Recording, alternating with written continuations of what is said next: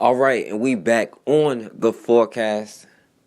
So down in New Orleans, on the same night where Oscar Grant was shot and killed, a 22-year-old brother by the name of Adolph Grimes III was shot 14 times by New Orleans police, 12 times in the back. So let's go back and see what this brother Adolph Grimes did to get shot by the police 14 times, 12 times in the back, while he was sitting in his own car right outside of his grandmother's house.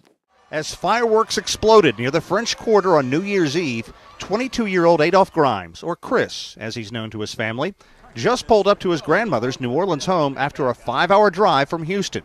He made it for 12 o'clock, exactly, with seconds to spare.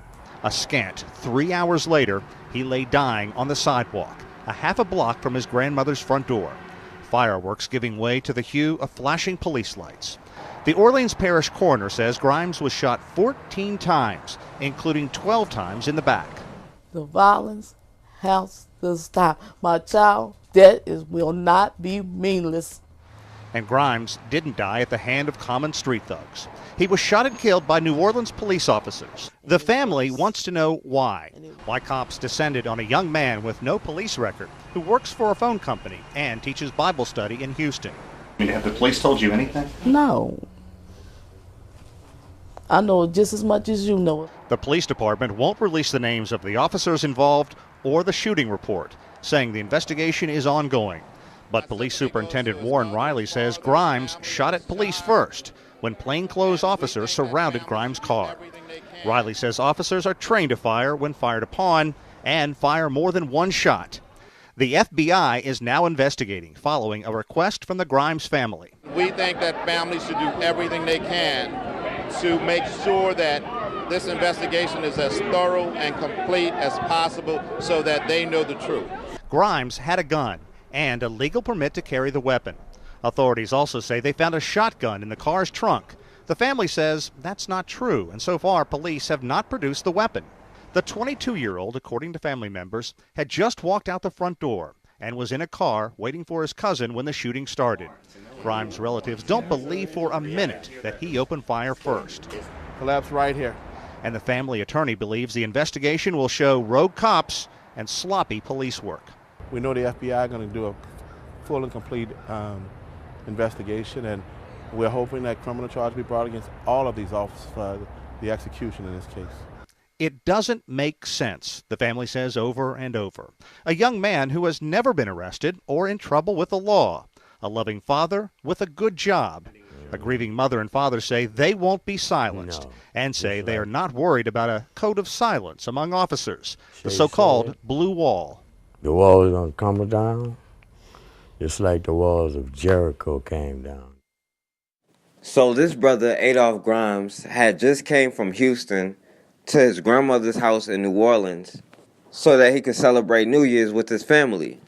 So at about 3 o'clock in the morning, his family said that he had just walked out of the house and was waiting for his cousin so that they could leave. Then all of a sudden, out of nowhere, 9 plainclothes cops hop out of unmarked vehicles, run up on them and surround them, guns drawn. Now the police say they made it clear that they were cops.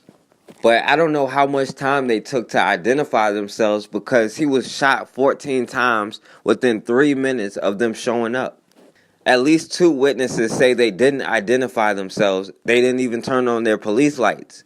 They just hopped out on them and surrounded them and pulled their guns on them. Now the police say this brother, who had never been in trouble before, never been arrested, who had a licensed gun with the permit to carry it, and even though it's 9 cops surrounding him, they claim that he shot first and forced them to shoot at him over 70 times. Now, this brother Adolph Grimes didn't have a record, didn't have a criminal past, but some of these officers have a history of excessive force.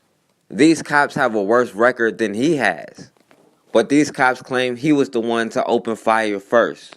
One of the cops, Greg LePen, a cop who shot at least 16 times, said that his motions were quick and sharp, consistent with someone who takes off running. The police also said they found another shotgun in his trunk which his family denies and the police still haven't shown. Now, Sergeant Daniel McMullan, who was supposed to be investigating the case, met with all 9 of the cops involved in the New Orleans Police Department parking lot all together so they could get their story straight before they gave an official statement, which is really collusion, but eventually Sergeant Daniel McMullan cleared all 9 officers of any wrongdoing in the shooting. And all 9 cops were right back on duty, right back on the street. And all his family can do is just keep filing lawsuits to try to get any kind of justice that they can get. A year ago, a man was gunned down by New Orleans police on New Year's Day. Today, the case of Adolph Grimes III is back in the news once again. WDSU News Channel 6 anchor Latanya Norton is live in the newsroom now with more on this. Latanya, what's the latest in this case? Well, Scott, the family of Adolph Grimes III is now suing the New Orleans Police Department for damages amounting to $1 million. The suit was filed yesterday, making it the second civil case over his death. The family says it just wants justice to prevail and the officers involved in this case to be convicted. Latanya, take us back to New Year's Day last year and kind of recap what happened here. Well, it was New Year's Day 2009 on Governor's Nichols Street, and Grimes was shot by New Orleans police officers. He was shot 14 times in several different areas of his body. He was sitting inside a parked car. Police say that he shot at them first. Now, we should also add that an internal NOPD investigation has cleared all officers of any wrongdoing. How is the family now remembering Grimes as we approach this anniversary of his death? Well, a vigil is set for Sunday, January 9th. They say that the holidays are no longer merry for them. It's a holiday for most people, but for them, it's an awful reminder of what they've been through. A vigil set for January 9th on Governor Nichols Street at 11 o'clock in memory of Adolph Grimes III. Now, we can't punish the police ourselves, and all the family can do is file lawsuits, which they also have no problem throwing out anyway. But we can't go after them in any criminal case. And they wouldn't go after themselves in a criminal case. The New Orleans Police Department actually has a record of messing up these kind of cases. Like in this case, these cops were compelled to cooperate and answer questions. But forcing cops or anybody to give statements without reading their Miranda rights makes whatever statement they give inadmissible as evidence. So if they're caught lying or they mess up the story or evidence comes out that completely goes against their story, whatever statement they give cannot be used as evidence in court. The DOJ said compelling the officers to give statements without reading them their rights effectively immunized the statements that the cops give in any criminal case that may come up. They will take whatever step they need to take to protect themselves. The system is set up for them to work within the law to keep the system going. And if it isn't, they'll just completely change the law. We expect them to investigate themselves after they murder one of us, to be honest about it, and actually give us justice. But we try to fight from within that system and follow the rules of that system to try to change the rules of the system.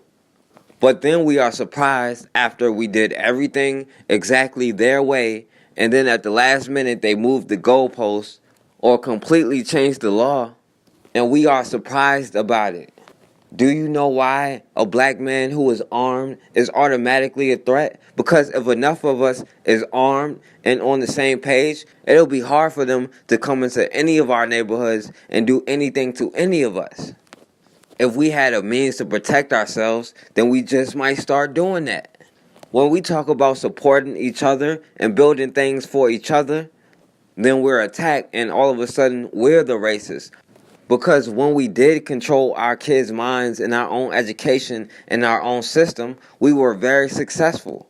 We were forced to support each other, and in return we became millionaires. We were able to hire each other. We were able to build our own schools and educate our own children. We would start teaching our children how to become doctors and lawyers. We will be able to control the food that comes into our neighborhoods or whatever else that comes into our neighborhoods. The one thing that we have not learned to do is to protect ourselves. And until we can learn to do that, whatever we build, whatever we do, will continue to be attacked. They already learned how to put their tribalisms to the side when it comes to us anyway. We have got to realize we are all we got, and we have no other choice but to put our tribalism aside, or else we'll continue to be in the same cycle for a very long time. The former BART police officer who shot and killed unarmed BART passenger Oscar Grant took the stand today in his own defense. Ground Force Justine Waltman was in the courtroom as the civil trial got underway. She's here now to tell us what happened. Justine. Well, in court today, when he was asked for his reaction to the jury convicting him of involuntary manslaughter, he paused and said he disagreed with that verdict. And when the cell phone videos of the shooting were played for the jury, Messerly looked away from the monitors every single time. Former BART police officer Johannes Messerly, seen here in a previous video, testified on Wednesday, "I thought he could have been going for a gun." He's referring to Oscar Grant, the man he shot and killed on New Year's Day 2009 at the Fruitvale BART station. Cell phone videos show the men up against the platform wall and the shooting. In his criminal trial, the now 32-year-old testified he thought he reached for his taser, not his gun that night. Oscar Grant's father, who is serving time in prison, claims Messerly took away his son's civil rights and deprived him of a relationship with his son. To win this civil case, Grant's lawyer must prove Messerly wanted to harm Oscar Grant. He mistakenly thought that Oscar Grant had a gun. You don't go and bring a taser out to try to defend yourself when you're presented with a gun. So that shows that he intended to kill him. The other defendant in the lawsuit is Grant's best friend, John II Caldwell. He was on the platform that night. His mother's attorney argues he was threatened with a taser and pushed back onto the train after witnessing Oscar being shot and killed. This case is not about money. It's not about getting an award. It's about showing that these gentlemen that were detained that night had rights, and they didn't deserve to be treated like this. Caldwell was murdered in 2011. His mother is now taking her son's place on the plaintiff's table. She says it's difficult to relive the memories of that fatal night. It was trauma. It was just terrorizing. I felt like they were in a war. They walked into a war that they were unaware of. The lawsuit seeks an unspecified amount of money, and just for reference, BART has already settled with Grant's mother and daughter for about $3 million. BART is not named in this lawsuit, though. Messerly's attorney was not available for an interview, though. We wanted to talk to him after court, but we weren't able to. So what was Messerly's demeanor like in court today? Well, he was very calm, and he took some brief pauses before he answered questions. It looked like he was really thinking through what he wanted to say. This was a big contrast to the criminal trial. You may remember he was very tearful on the stand, especially when he was remembering what happened that night when he reached for his gun when he thought he had his taser in his hand. This time he was much more collected, and he will be back in court to start testimony up again on Friday. This case still drums up a lot of emotions. If we follow the rules and we tell the truth, we can work through almost anything. But Renal Surpass has been on the job for just 4 months. Congratulations. In May, this 30-year career officer was sworn in as New Orleans' new police chief. Do you feel the pressure? I feel the pressure to ensure that we never make the same mistakes. He spent 20 years on the force here, was the city's deputy chief before leaving for the Washington State Police in 2001, and later 6 years as the top cop in Nashville. I believe in policing. I think it's the most noble profession on the planet. The New Orleans Police Department is reeling from allegations of murder, conspiracy, and civil rights violations in the chaotic days following Hurricane Katrina. When the storm hit, dozens of police abandoned their posts. CBS News cameras caught others apparently looting stores. More than 500 officers were fired or disciplined for their actions. My child is never coming back. Never, ever. Sherelle Johnson's son, 17-year-old James Brissett, seen here in the only photo to survive the storm, was shot 6 times by police while crossing the Danziger Bridge 5 days after the storm. Police claimed self-defense. 5 officers have pleaded guilty to covering up the shooting. 4 others have been indicted and could receive the death penalty if convicted. Everything that happened in Danziger that's admitted in the court is an insult to the community. But efforts are being made to clean up the force. 18 current and former officers are under federal indictment. The Justice Department has launched at least 8 separate investigations and has stepped in to overhaul the entire police force. Something Surpass says the city needs. I think there's no question that the New Orleans experience points that out. No question that New Orleans was a city that needed this desperately. Even before Katrina, New Orleans was one of the most violent cities in America. Today, the city's murder rate is down from its post-Katrina record, but New Orleans still ranks as the nation's murder capital. Crimes like theft and burglary are down 10%, and police recruitment is up, bringing the force back to near pre-Katrina levels. How realistic is it that you and your crew can turn this around? Oh, I think it's absolutely a done deal. Chief Surpass has an aggressive 65-point plan to improve the department, opening up meetings to the public, appointing a civilian to head the Public Integrity Unit for the first time, creating a community outreach program, and introducing a zero-tolerance code of conduct. But if you lie, we're going to fire you. If you fail to report misconduct, we're going to fire you. Surpass says there's still a long way to go, but he's not second-guessing his decision to come home. I am convinced that going home was the right thing for me, my family, my children, and the families and children of the city of New Orleans. The 3 policemen plus a former officer could face the death penalty if convicted on federal charges in the killing of James Brissett, shot 6 times on the Danziger Bridge. The 4th officer is also charged in the death of Ronald Madison, a mentally impaired man shot in the back. Oh, Lord, it ripped my heart out. Even now. Excuse me. Some of their colleagues celebrated when the officers twice beat state charges in connection with the shooting, which happened when they responded to reports of gunfire on the bridge in the chaotic days after Hurricane Katrina. They claimed they were shot at, though no gun was found on Brissett. Since February, federal prosecutors have charged 16 current or former NOPD officers for crimes committed following Katrina.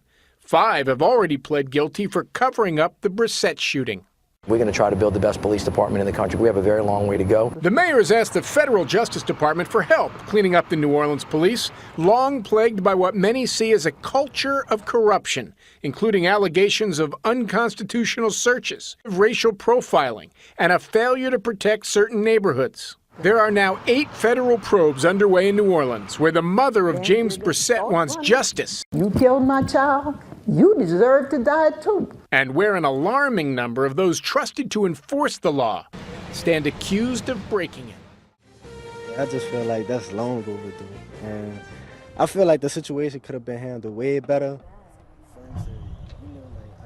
A high school student reacts to the news that the cop who attacked and arrested him and then lied about the incident has been fired. It is the latest black eye for the New Orleans Police Department. WDSU reporter Simney Chewin is on your side live with tonight's big local story. Simney? Norman, David Ducros was found guilty in juvenile court a few months ago of resisting arrest and assault on an officer. He says the officer's termination proves his innocence. I feel safer knowing that officers like that won't be a part of our community or on the force anymore. David Ducros says he feels relieved hearing that Officer Chadwick Taylor, the undercover cop who attacked him last September, has been fired for lying about the beating. Whatever you do in the dark will come to the light. And I don't hold grudges against anybody. I forgave him a long time ago. A pool of blood was left at the scene near Warren Eastern High School after Taylor witnessed what was believed to be a drug deal between then 16-year-old Ducros and his friend. Police said Ducros resisted arrest, but witnesses told investigators with NOPD's Public Integrity Bureau that Taylor kicked Ducros in the head long after the fight was over, which Taylor denied, and drugs were never found on the scene. Ducros says he's been waiting to hear anything from police for a year, especially since at the time, PIB promised action. We swiftly investigate.